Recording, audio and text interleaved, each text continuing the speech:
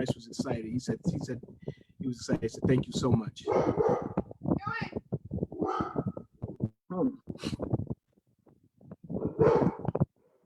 Got a dog back there. Tonight he's in rare form. I'm trying to keep him quiet as much as I can. People are looking by the window, and he's losing his mind. All right. Good evening, and welcome to the special edition of Showtime TV. I'm your host, Omar Rashada. Today's show is visual artists. I've been a while since I did a show on visual artists, and I have two of the best in the world that's here this evening. It is such an honor and pleasure. I'm so grateful to be in the presence of such great artists. We have Miss Eunice Lafate, and we have Demetrius Motion Bullock. Ladies and gentlemen, thank you for being a guest on tonight's program. Thank you. I'm honored, man. I'm honored. Thank Thank you you for having me. I am very delighted to be on again with you, Omar. All right. Okay. Such an honor. Okay. We're going to start off with Miss Eunice. Let's talk briefly of how you got started being a visual artist. Once again, we'll start off with Miss Eunice. Okay, well, let me take you back across the globe to Jamaica, because that's where it started. As a child, I was just fascinated with the beauty of nature around me. And I didn't have the luxury of the markers, the brush, the paints, etc. My tools were a charcoal burned from the wood, charcoal stick, pencil, and my pen and ink. You know those pen and ink, you dip the pen in the ink fountain. Now, you guys probably don't know those things.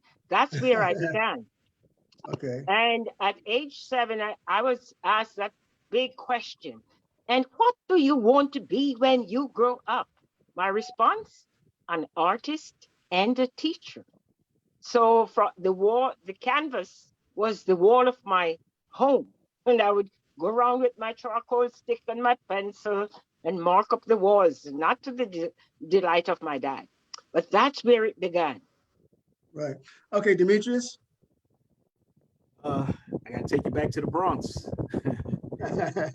About 1975, I'd say. I just started falling in love with the subway cars that would go past my window outside my apartment, and the graffiti art that I would see.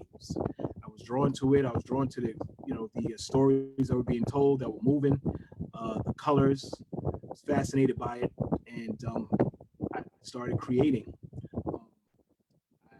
Have any art tools, and my mother saw that I took a liking to arts, and she would go out and buy me some things. And as I got older, I was able to earn my own little money from chores or a little summer job I had. I would go out and start buying designer markers. So I heard that was the tool used for artists, graffiti artists and everything. And I tried my hand at graffiti as well, but it turned out it wasn't really my thing as far as going into subways and stuff. So I mainly just went into drawing. Learning how to draw the anatomy and the body and different figures, and I love with comic books, and that was like my greatest teacher, I think, as far as learning how to draw, what I didn't know as far as the anatomy, backs, the side profile things, and I would look at it and then I would take it, put it away, and start creating.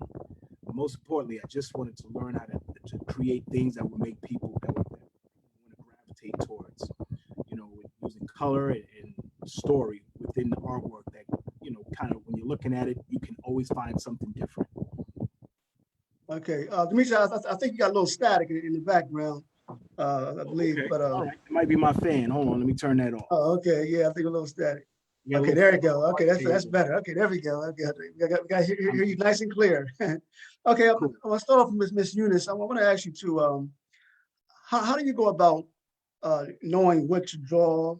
Does this come to you? Do you write it down? Do you brainstorm? How do you get the ideas? Yeah. Well, if I go back to my childhood, whatever was around me, I would draw. Then I became a teacher, and it was required that for every lesson you teach, you must have a visual aid. So I started creating visual aid for my classes. So after I immigrated to the United States, I taught at a local Catholic school, and I used art as the center of all the subject areas. I did general subject teaching. Sister described my classroom as a mini museum. Mhm. So what I put on paper or on canvas, it's from the heart in the first place. However, there are themes. I have various themes. And the classroom impacted my work when I moved here. I had to deal with issues of diversity or getting children to understand each other and not to pick and not to use slurs or call names. And the core of my work today is about diversity, racial harmony, unity, and justice. Right. All right, Demetrius, same question. For me, some artwork comes to me like right away. Some of them come to me in my dream. I'm laying down sleeping. Um, just like Miss Eunice, I love life. I love the beauty of what's presented to us, and the way my mind works is sometimes I'll look at things and I'll say, I wonder how it would be if it was like this. It's like almost like a what if, and I can, and as artists, we have that ability of being able to show you something that isn't seen. So I strive for that and work towards that. And sometimes there's I'll put it down on paper, and the behind the scenes is incredible for an artist, especially when you're creating, because you get to see the finished product, but sometimes it's like a cycle of things in order before you go through and actually see what you want the world to see, and then other times it just flows. So for me, I use a lot of things. There's a lot of things as inspiration for me. Again, with life, characters. I like to tell stories, urban stories. Everything has an urban twist to it, some Right. sort of, and it just it just flows depending on the nature. Right. May So I let me follow ask, up on, go ahead, Ms. Bill. Go ahead, yeah, Ms. Hughes, I'm sorry. may I follow up on what Demetrius talked about experience or what you experience and how that impacts your art. Recall Mhm. that I told you that nature influenced my art. And Mhm. here's a piece that Oh, I okay, did. It's awesome. called Morning Glory. And it Beautiful. was a flower that grew up in patches around me. And Mhm. the leaves, the petals open in the morning, and precisely at 4 o'clock Jamaica time, the petals close. And I would Mm. stand up and watch them and hurry up in the morning to see them open. So Right. this piece is titled Morning Glory, and that was what inspired my childhood art. One of the things that impressed me about a visual artist is when, there may be a particular location and someone is sitting down and they're drawing a portrait of the person. They're drawing the person, him or herself. Do you two do that? Did you do, like for example, someone came up to you and say, I want you to draw me. So let me just sit right here and draw me. Do you do that? I've done it I've done it in New York when I was riding on the subway. One day I just, I'm sitting there and I had my art stuff on me and I'm looking around at the crowded train, and there was a woman that was sitting across from me, and the way how she was sitting, it would, with her expression, it just told a story. So I sat Mhm. there and I drew her without her even knowing. Oh, Yeah. And then she happened to look up and she noticed me looking at her and then going back down to my page. And I saw her give a little smile, and then she tried to act natural. She mhm. tried to act like she didn't know what I was doing. She tried to sit there and pretend that I wasn't drawing her, but I already had the first image locked in my head. So I continued drawing what I saw, and then I just used everything else, to fill in. And I gave her that picture. But yeah, it's an amazing feeling when people, when we're able to do that. I try to be a little faster at doing Right. it, because that's the thing. You want to make sure you get your subject and not hold them too long or in case they move. But for the times that I did do that, it was fun. Yeah. Miss I just Eunice? want oh, I just want to make a distinction between folk art and fine art. I was Okay. never trained formally. I Mm. received minimal training when I attended Teachers College in Jamaica, and just line Mhm. shaped colors and color wheel. I Right. taught myself the other skills. And fine art, when Demetrius say he sat and drew somebody. If you want a portrait, don't ask Eunice Lafate, go to K.O. Sims. K.O. Sims. Yes, I'm not a portrait artist. I am folk. And Oh, they used to ask me, and why you round off the hands? Where are the fingers? Where you're from, people don't have fingers. So my art may look crude in some ways if I try to draw people. So I stay away from portraits because I leave that to the professionals. right. I'm glad you mentioned folk art because, in all actuality, I never really heard of folk art until I met you. So for those who are not as keen to what folk art is, can you briefly describe what it is?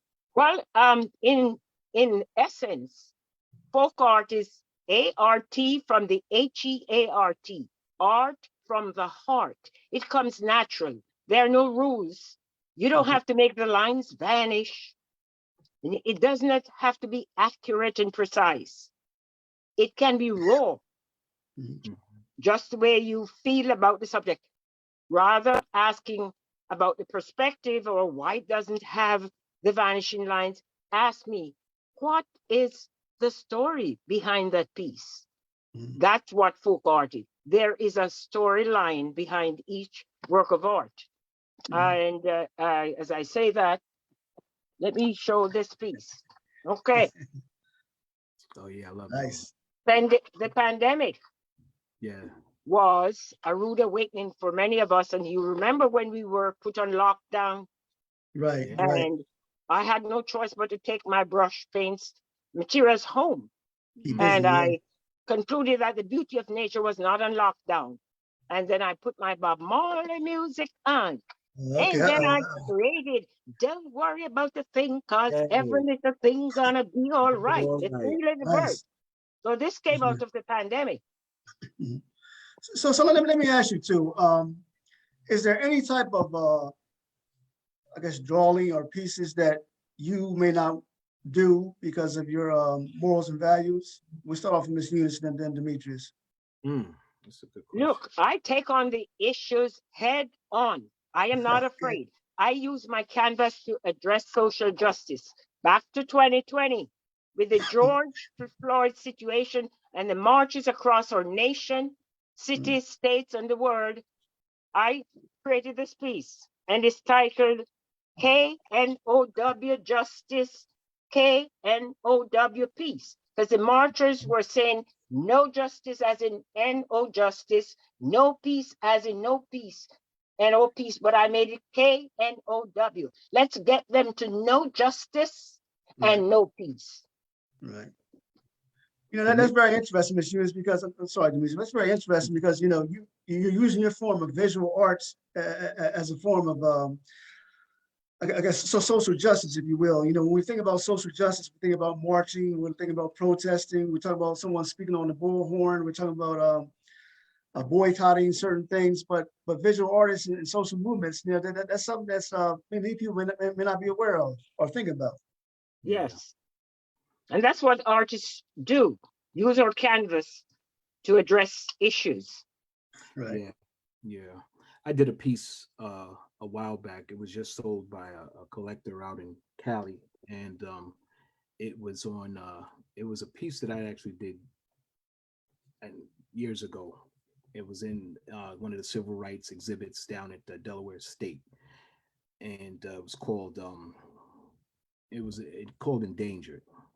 Originally, it was called Endangered. This one was I Am a Man, where I did the afro on the Mhm. subject where he was crying, the flag behind it, and showing everybody holding, like the I Am a Man banners, which were floating down from the sky, and there was a caption at the bottom with the two children looking at a TV screen where it had the actual march that was taking place within the TV screen, um, back in the civil rights. And for me, I'll take on any subject. I'll take on any subject.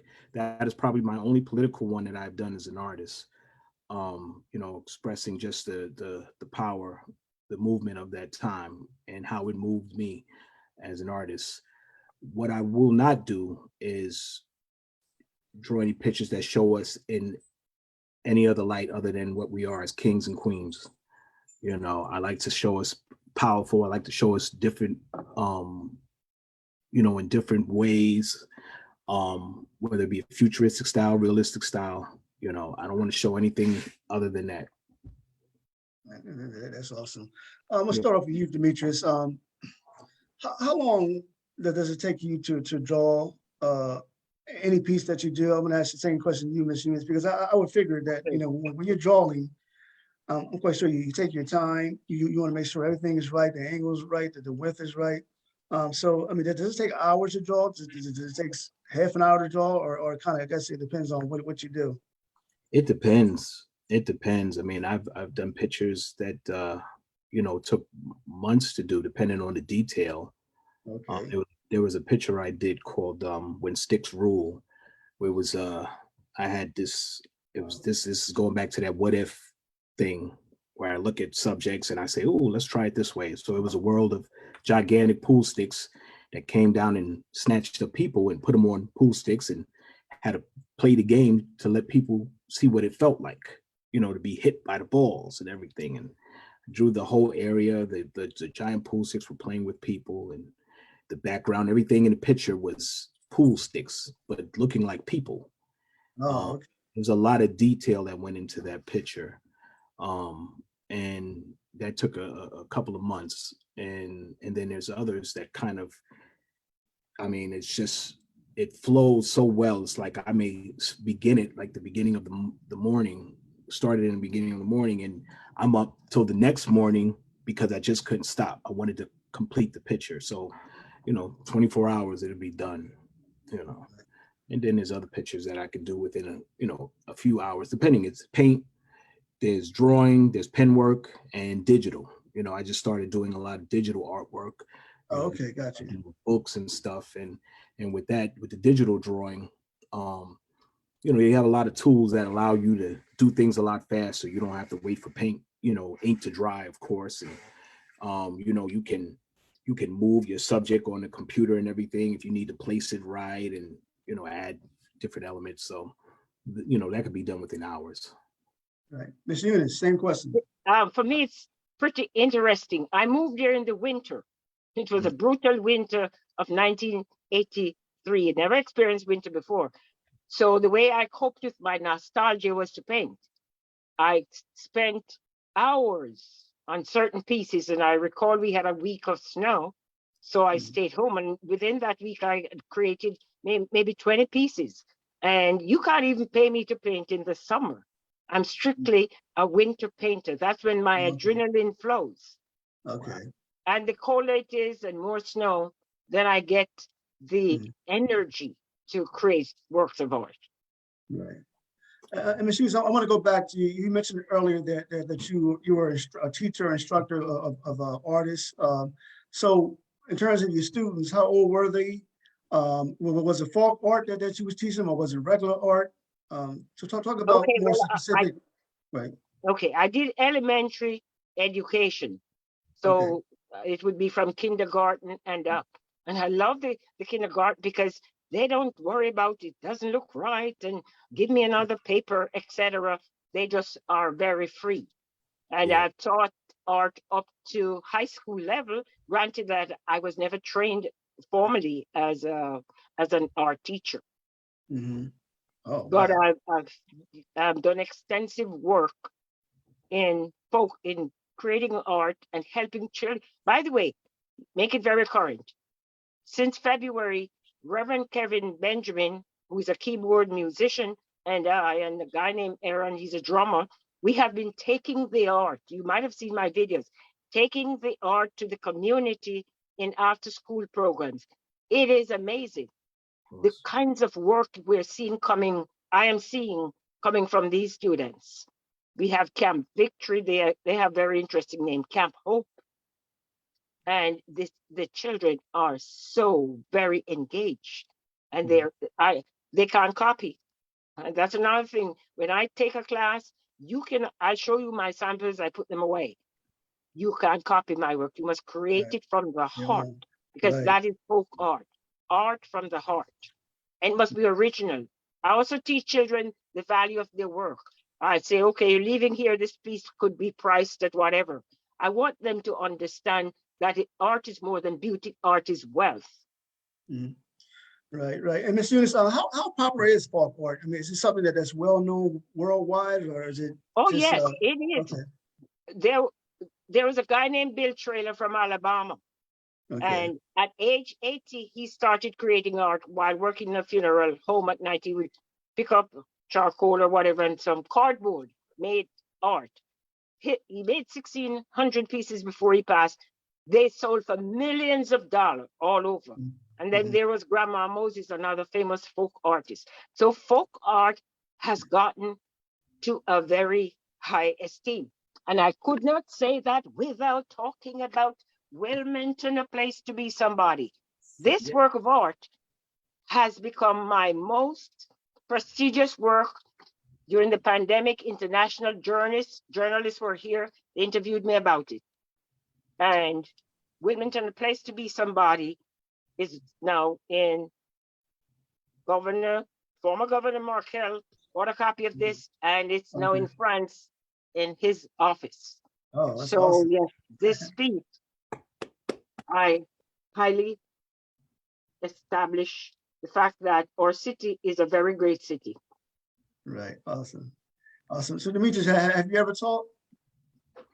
Oh, yes, I have. I was actually brought on as a fee-for-service counselor back in New York, Oh, helping okay. with addiction, and children at risk. And I was asked to implement, I guess, an arts program within the structure of treatment and working with the clients. And from there, I found that, you know what, I would like to do this. I would like to teach, young children, especially, at my age when I first started, because frankly, I didn't have anybody that looked like me that was able to teach me and show me things and things like that. I went to Catholic school, and I had an art teacher, and surprisingly, sometimes there were some things that she couldn't draw, and she would call me up to the front Oh, class and wow. ask me, "Can I draw it?" Really. And so from the program, I when we moved down here to Delaware, my family and I, my wife and I, I started working down here, and what was my first one? I started working for an outside agency. Oh, okay. Gotcha. Yeah, it was run by the Pritchards down here in Delaware, and they work with some at-risk children as well down here. And I was able to go out there and work alongside them and work with in teaching children arts programs. Then I started working at AI DuPont. They got wind of me, and they wanted me to come into AI DuPont Middle School and work with the children on some of the state programs here, putting them in, contests. I worked alongside several children. Two of them were able to go to the final of the arts program. They didn't win, but we got that far. Okay, yeah. Yeah. And then the two artists who made it that far, I got to work alongside, and we had designed this big arts piece that was hanging up at the district of the school, the Red Clay School District. And from there, I've gone on to work at Christiana Cultural Arts Center for the summer, working with children on art, and I'm putting together an arts program now so that we can work over at Artscape. I like to do something at Artscape with them children, more so in teaching them how to create books. Right, I feel that's a need, and using whatever artistry, whatever talents you have in order to create, your imagery to your story. Right. Miss Eunice, you wanted to say something? Yeah. I want to explain the power of the arts. And when I'm a visual artist, but I also use music and drama, the good kind of drama, and journaling and all kinds of art. Mm-hmm. In 2004, I was hired by Kingswood Community Center to teach life skills in a program called Project Stay Free, a 12-hour day. It was a long day for those students were literally kicked out, not physically, out of a school district and put into that 12-day program. They claimed they could not be in a normal environment, which to me wasn't right when I experienced the talents in them. So this work of art is titled Arts as Prevention. There's a boy there with the microphone with a hat turned backwards. He was a rapper in my classroom and would disrupt. I put him aside. I said, I know what you can do with your rapping. Go cut a CD, sell it on the sidewalk for $5. And he did. So I invited them to show their art and to come to my exhibition. And the boy walked in and he said, Miss Lafate, that's me.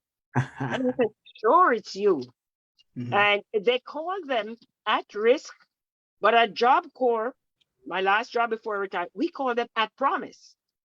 And I had an affirmation for them every morning. Among the other affirmation, I am not at risk, I'm at promise. Because we call them at risk, but they're not at risk. Society is at risk by not providing for their basic needs. I'm going to use that from now on. I like that. Yeah, Yes, that's awesome. they are not at risk, they are at promise. I like that. And we need to find the promise in them and develop that promise. Let me throw this question in the air. How do you two go about pricing your work? I mean, is it by size? Do you price it based on how long it took you to draw it? How does a visual artist go about pricing their work? You want me to answer? Oh, either one of you. Okay. Well, when I started out, my work was actually being given away, but I didn't know the value of my work, so they were low prices. Since I've gained my notoriety and I've worked very hard for it, my pieces now, they have a price. I take, for example, this piece, Wilmington, A Place to Be Somebody, which is now internationally. As I said, journalists from the national, international stage came to my gallery, interviewed me about the piece. This piece is now among my highest price pieces. So, I won't quote the figure, but it doesn't come cheap. That's one thing there. And the size does not matter. I have miniatures which have very high value. Oh, my 2020 pieces. And I'm going to say this, they're priced 2020, regardless of their size. Because 2020 was that year that will go down in history, the pandemic year. Everything I created during the pandemic is priced 2020. You're talking 2020. That's right. That's right. Wow. I got to say, when we first moved down here to Delaware, I was introduced to a woman named, I think her name is Miss Fergie. I believe her name is Miss Fergie. And we happened to run across each other because I was selling some of my art at a flea market, believe it or not. I had dropped off some books at a library, and as I was pulling out, something told me to just make a left and go over there. And I drove over there and I seen that they were setting up for a flea market, and they said I could just come in and set up and, put some of my artwork up. So I felt like doing it. I wanted to put it up, and I met this wonderful woman named Eva. I forgot her last name. Goodness. But anyway, she spoke of Miss Lafate, and she said, she's a good friend of mine, and I would love for you to meet her. And she, she's going to be at the governor's ball downtown Wilmington. She said, I could get you in. I get you a ticket. I could get you in. And I got it. And I got in there, and I'm sitting up at the top seats at the what is that? I forgot the location, but I'm sitting there. Yeah, the Grand. I'm sitting up there. Yeah. Yes. And I'm looking down, and then they announced Miss Lafate that she came on. No, that was the Governor's Award for the Arts in 2014. Yes. Yes, I was there. And that was the first time I got a chance to meet Miss Lafate, that night. But when she received that award, I was like so inspired. I was like, that's where I would like to be. I would love to meet her, and that's where I would like to be. And now I'm sharing the screen with you. I just wanted to bring that up.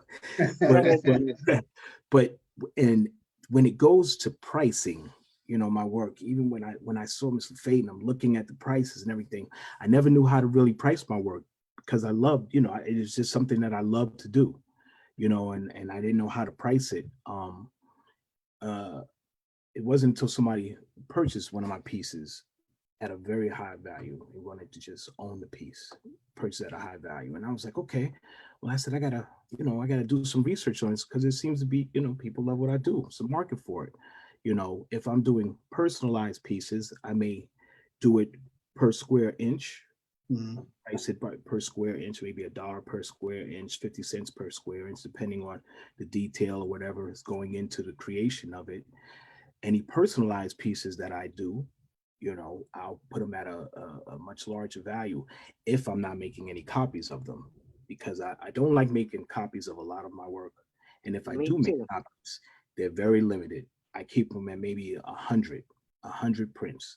The I prints keep may mine to five. I'm five, 100, five prints. may do it at 100, $300 for a print, $400 for a print, $200 for a print. And the originals, for those who are collectors who want the originals, they know that this is the amount that's out there. So it varies in price. It varies in price. But upon meeting Miss Lafate, I said, I've got to raise the bar. And I've mentored a lot of young artists in this city, help them to price their work. And I had Yes. the joy of mentoring a youth artist last year from June through January. Her name is Deborah Tate. She had this stage in my gallery for Women's History Month. She had approximately 25 pieces, and she sold an original piece. Mhm. So it is my goal to advocate for artists. I don't want them to sell their work cheap. Yeah. Where I help them to put up a value on their work. Yeah. Yeah. I mean, it is as artists, we're transparent. What you see is what's in our heart, our mind. Right. We put it out there for the world to see. There really isn't a price you can put on anything that we create. It's true. However, we got to give it a value. We have to give it a value. And it could be the time, it could be the subject, it could be, the materials that you used. Hmm. Depending on the time, like you said, it happened during the pandemic. And that was a very critical time for a lot of people. A lot of people found I guess refound themselves in a lot of Yeah. ways, got to learn a lot about themselves during that time. So there is a value, you So know. let me ask this follow-up question. Demetrius, I saw a post that you did on Facebook maybe about a week or 2 weeks ago. You sold one of your pieces. Well, Yeah, one of yeah, my yeah, yeah, photos. yeah, you Yeah. were smiling. So I want to ask you too, as visual artists, what's the feeling like after you sell your pieces? I mean, is it the greatest feeling in the world? You like, yeah, that's what's up. I mean, what Wow. goes Can through I your go mind first? after selling? Yeah, go ahead, Miss Eunice. In 2019, my business faced a financial crisis. It was at the verge of, I was at the verge of closing my storefront. My art started as a hobby and it grew into a home based business. And after 22 years, when I lost my dear loved one, I moved it to a storefront. But it had gotten the point I was draining my little retirement to keep it open. And thanks to Dwayne Sims, now treasurer, who came in and sat down with me and went over my expenses and income, etc., and guided me, preventing me from closing my business. Hmm. And it's a good thing I didn't close. It should have been closed in February of 2020, the month before the pandemic. Well, after the lockdown in July, one man came into my gallery and purchased 4 original paintings. Yeah, I Wow. call it my pandemic windfall. That was the turning point for my Mm. business. Wow. Wow. For me, when a, I remember when I first sold my first original, I was so humbled. Thank you, thank you, thank you, thank you. Again, because it's we're transparent. It's out there. Yeah. Hoping that someone loves what we do. Um, since then, even now, I'm still humbled at the fact that someone would love something that comes out of my mind.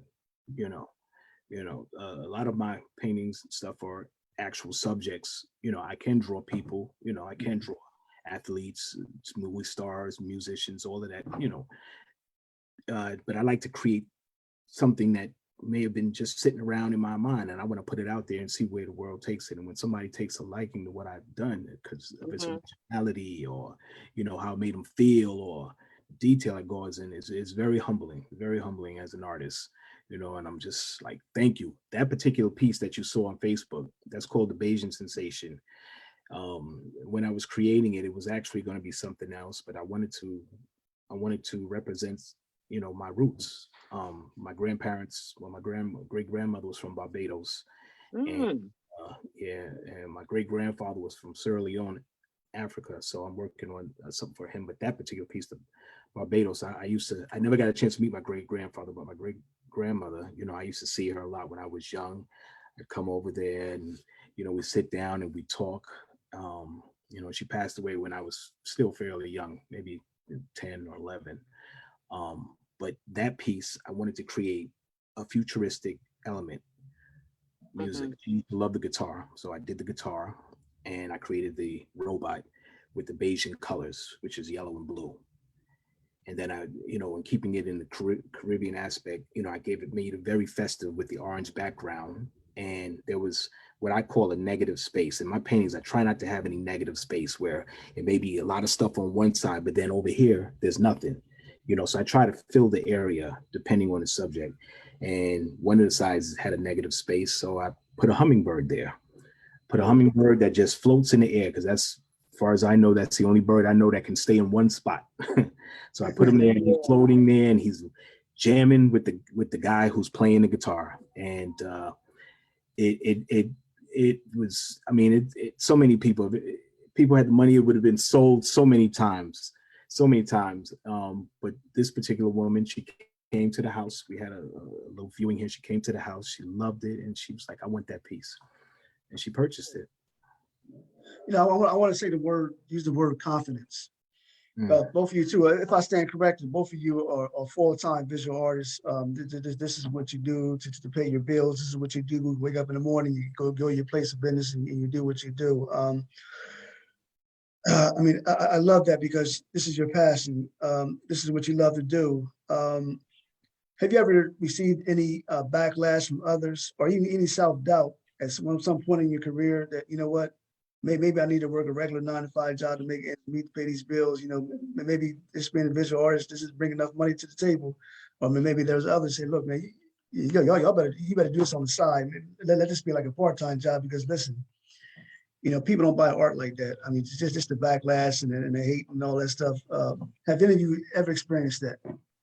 Ironically, the backlash that I received was while I was in corporate America. As I told you, my art was a hobby first. So while in corporate America, to relieve the stress, I would paint. And when I put my work out for the first time in those early years, the backlash was the criticism, very harsh criticism from people who didn't understand folk art. And they would be saying very negative things about my work. But I just laughed it off, and I taught them how to understand the stories behind the works of art. And that, again, it was not about perspective and accuracy, it was about life stories. So I did get a lot of negative for many, many years. And that's why the Delaware Humanities Forum, I lift my hat to them. They auditioned me for the Speakers Bureau, and I traveled the state of Delaware all the way to Fenwick Island for 20 years, giving presentations on folk art and culture. What is Awesome. folk art? How does it distinguish itself from fine art? And nowadays, I don't hear about the rounded hands and where are the fingers. The question is, what is the story behind that piece? So it has paid off. Awesome. For me, surprisingly, the biggest supporter, who's my mother, after a while, at a point, she had said, maybe you should get a job. She comes from although she very supportive, she's the one who pushed my art and got me all the supplies and everything that, I may need in order to grow as an artist. But as I became a man, a family man, a husband, and I wanted to step out on faith and actually do this art full time, Right. for the first year, it was a little challenging, a little rough. And then she said, maybe you should, get a job and, stick with it, because you got to make sure you have the money for the house and, family. And my wife was a big support in me pursuing my dream, my gift. And but my mother is still alive, thank God, and she got a chance to see it become what it is, and how I'm now. I'm well renowned. People are searching for me to do different things in art, whether it be books, portraits, characterizations. She got a chance to see that, and she was like, and I always say to her, I said, "Mom, I want you to see me make it." And she said, "Son, you made it." She said, "I got to see it. I got to see it. You stuck with it, and you made it. You're doing it." She said, this is such a blessing." And she talks about it all the time, and just my art and what I've managed to do. And I got to mention her in the same, breath, is that, it's because of her, I'm doing it. Right. And may I follow up immediately on what he said about family support? Yeah. My late husband was my greatest fan of my art. And in 1993, when I had the pleasure of creating the cover for Out and About, which was the catalyst for my business, my late husband collected dozens of them and walked the street and gave them out and said, "My wife did this." Right. So, and this is what That's a marketing strategy. Yeah. Thanks to Out and About magazine in 1993. And that's how Lafate Gallery was licensed as a business that year, 29 years ago. It was May the 3rd that this magazine came out. So May the 3rd will be 29 years. Awesome. I tell you, this was my inspiration when I came down to Delaware. Demetrius, that there's someone, speaking of family, who looks just like you. He does comic books. He's taken after his father. He's so tall now. I remember he was a little dude. Now he's playing basketball. He's up here now. I guess like he's about 6 foot somewhere. But what is it like seeing your son follow through your footsteps, his father? Oh man, it brings me nothing but joy. Earlier on, 5, 6, 7, his passion for just telling stories, creating stories was just mind blowing. How he would always create all kinds of stories on loose leaf paper, and every day he's drawing new characters, coming up with some really ideas. It's really good ideas. It's amazing how the mind, when it has nothing to worry about except for just waking up, eating cereal, watching cartoons, getting hugs from your parents, can come up with these ideas and the names and everything. He would only make superheroes. Wouldn't make no villains, or I said, you gotta have some type of conflict in your story. So right. So now is the time to share that piece I gave you to give him. Yes, if I could get Bryce. I could get him. He was downstairs, but he would do all these things. Later on, he went on to create the comic book series when he was 9 years old, Daddy Longlegs and the Inchworm. And I remember that. Yeah, I got that book. Yeah. And when he did it, that was actually a turning point for me as a visual artist, painter, and everything, to where I started creating books. When I helped him with putting that book together, we had it out. And we would go out in public and meet people. People would, solicit me, I guess, to be see if I would do their book, work on their book, or Bryce could do their book, and and that's something that we're working towards, and having. Helping other children, inspiring them to put out their works. Here goes Bryce right here. Bring him on. Hi, Bryce. Come in the light. This is Vic. Hi, Bryce. Hello, Bryce. How you doing, man? I'm good. Yeah. I knew you from you were 5 years old. Yeah. Yes. Oh, yeah. And today I stopped up at Miss Lafate's shop, and she wanted to present my son with an amazing piece that she did. Oh, okay. It's a tribute to the late and great Kobe Bryant. Yes, because Bryce had just started playing basketball almost about a year now, and he's worked real hard to learn the sport and condition himself and everything. He goes out there dedicated to practice and learn all that he can, and works out. And I put the post up on Facebook, and she saw it, and she was like, "I would love to give him a piece." So I was honored to go pick this up today. He has an original sign from Miss Lafate.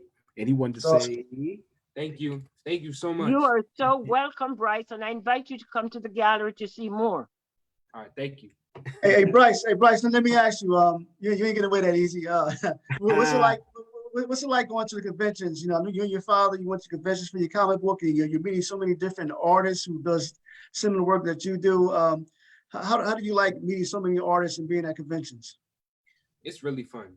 Just being able to meet like all the other artists and just seeing their work, it really inspires you, like to come home and enjoy your own stuff. You know, it's really We're actually going to Boston this coming weekend Oh, okay. for an event that we're a part of. So we're going to be showcasing. Turn it later. We're going to be showcasing the books at the upcoming event out in Boston, Massachusetts. So I'm excited. Wonderful. Yes, yes. It's and I love to inspire young children. You Yeah. know, we must revive the village. It takes a village. Huh? It takes a village to raise a child. Yeah, I love that. And I adapted it to my business to say it takes a village to grow a business. Yes. So we must grow the business and we must raise the children. Right. Beautiful work. So, Miss Eunice, I want to ask both of you. I just asked Demetrius, asked your son what's it like attending conventions. So I'm quite sure both of you two had attended conventions as well as art exhibits, and you've ran into many so different visual artists. What is it like being among your peers, being around those who do the type of work that you do? Talk about that experience. Wonderful. Back in the 90s, I used to travel to the 3-day event show. It used to be called the October Gallery. Those were the good old days. I didn't have a storefront, and whatever I made was money you take home. And it was such a joy. You had hundreds of artists there and thousands of people coming in. And that's where I built my clientele. And over the years, I kept the book that the sign-in book. I appraised a woman's work. They used to pay down on my work and say, we are collecting art for our children. We don't have the money. We want originals. I would put them in a payment plan for 5 months. They'd send me a check and then come to get the piece. Well, a few years ago, I took my guest book and wrote them and appraised the piece that they paid low $100 for. I appraised them to thousands of dollars. Nice, nice. For me, So it's such a joy. It's just great. absolutely. Yeah. Brandywine Art Festival and the many festivals around the city. I just love them. I have to agree. Yeah. To piggyback off of her, just it's a joy, you know, being around many artists, different artists. Just did a show not too long ago at the Chris White Gallery. Actually a little bit before the pandemic, actually. But it was wonderful being around so many visual artists, hearing their stories, their work, and you know, being able to talk the lingo and you know, the creation process, and you know, what inspired them. It's wonderful hearing the backstories of the artists. Even when Miss Lafate had came down to one of my art shows that I did at Artscape a few years back, and we got a chance to talk, you know, about art, you know, in the beginning process. And you gifted me a beautiful piece. Yes, yes, yeah. And I want to talk something about artists supporting other artists. That is my theme. Yes. I actually commissioned an artist of a different ethnicity a month ago to paint a piece for me. And I paid her. Actually, I gave her much more than she asked for it. Right. So we must support one another as artists. And I'm an advocate for that. I want living artists to benefit from their labor, from the fruits of their labor, and no wait until they pass. And those out there who are holding back the purse string to wait, I encourage you, support living artists. Buy the art of those artists who are around. Right. They deserve to be able to make a living. Yes, right, yes. Exactly. I bought one of Miss Lafate's paintings a while back. One of the prints, the Unity. I got Unity. Another known artist here in Delaware. His name is James McGlone. He's a wood carver. I've got several of his pieces in my home as well.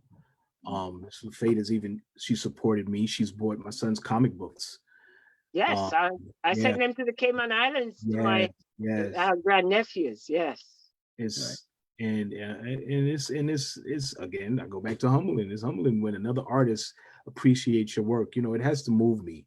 Something has to move me by an artist. I mean, I'm fascinated by just the creative process and stories behind them. But there's certain pieces, I guess, even as consumers, buyers, they certain pieces that just move you. And for me as And an I want artist, to give credit to that same carver, Jimmy, the Jimmy, woodman. Yes, yeah, he took one of my original paintings, One Love, One Heart, and carved it into, yes, made it a 3D. And I had red, yellow, black, white images. And I said, Jimmy, I want a brown to make it all inclusive. And he put that brown in it. So when I signed it, I signed my name and I also put his name below to give him credit. he carved one of mine as well. One of my pieces that I created called Odyssey of Desire. He wind up carving. He carved one of the ladies that was riding on a I'm the lion. best carver out there. Yeah. He's amazing.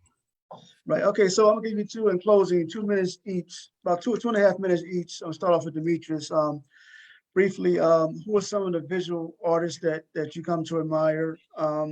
Any upcoming projects, and how can people get a hold of you? Okay. Well, there's a lot of artists that I admire. I think one of the ones that really hit me as a young man, I would have to say Ernie Barnes. Ernie Barnes, he's one. You know him for Good Times, the Good Time picture. Oh yeah, I And love that picture. yeah, Yeah. yeah. And another one is the person who I happen to be on the screen with, Miss Lafate. All right. Definitely, she inspires me. And there's quite a few others. Some of them go into comic book art. And, there's a few painters, Wale. Uh, there's a few. There's a few that really inspire me as an artist and move me. Um, yeah, but and let's see. The other question was where we're going to be at next. Any upcoming projects, and how can people contact you for work or Okay. networking? We got quite a few things that we're doing. Like I said, I'm going to be in Boston this coming Friday and Saturday. Saturday is the actual event. It's going to take place at I believe it's at the Boston College, where we're going to be there for a comic book festival. Then we're also going to be at the Dover Con, June 16th, I believe it is, down in Dover here in Delaware. And in August 5th and 6th, both myself and my partner, Andre Jones, is going to be doing our second annual Comic Con at the legendary Artscape, 205 North Market Street. Wonderful. Okay, for me, Yeah. the artist. And how you can contact me. How you can contact me. Okay. Oh yeah. Yeah, one other thing. And I'm gonna be at Zolly's May 23rd. Okay. May 23rd. I'm gonna be at Zolly's in old Newcastle. And May 23rd, I'm gonna be exhibiting some of my new work there. Awesome. And how you can contact me is Demetrius Bullock, Demetrius Motion Bullock on Facebook. And what's the other one? And Motion Illustrations. That's my website. Motion Illustrations with a Z at the end of illustrations. All right, Miss Eunice, take us home. Yes, I just want to single out some artists in the city. There are phenomenal artists around, but my fellow artists, and he said they should name the street after us, two famous artists living in the same location. K.O. Sims. I must applaud K.O. Sims. He took on getting young people to paint boarded up places. Guys, you have to see to believe it. So I want to raise my hat to K.O. Sims for what he has done, and we have worked together, and we have greater works to do. Jo Redbird, my curator for 7 years. She's a phenomenal artist, vibrant acrylics. Janice King, the first artist I mentored since I opened the gallery, and she exhibited there, and she has grown tremendously. Yes, she has. James White, yes. My youth mentee, Deborah Tate. emerging artist student who created 25 pieces under my mentorship. And I just want to celebrate all the artists in the city. I don't have time to name them. Okay, physical location, 227, don't forget that old movie, 227 North Market Street, across from Parsons, in the same block with Al Sporting Goods. Can't miss it. Yeah. Hours are Tuesday through Saturday from 11 to 5. I'm online, 2 places, www.lafategallery.com. That's my personal website. And the website to get my merchandise is fineartamerica.com. Just type Eunice Lafate in the search bar. And my phone number for the gallery, 302-656-6786. It takes a village to grow a business. Support local artists, support the village. Absolutely. Absolutely. Now, on that note, I'd like to thank you both of you great guests for being on tonight. It was an outstanding program. We got to do this again in the future. So, yeah, we'll always stay in contact with one another. And God bless and have a safe week. And thank you for your vision, Omar. You're doing a phenomenal job. Thank you. Thank you. Thank you. All right, everybody have a safe week. All right. All right, everybody. Yeah, have a please great like, night. subscribe, and share. Yeah. Okay.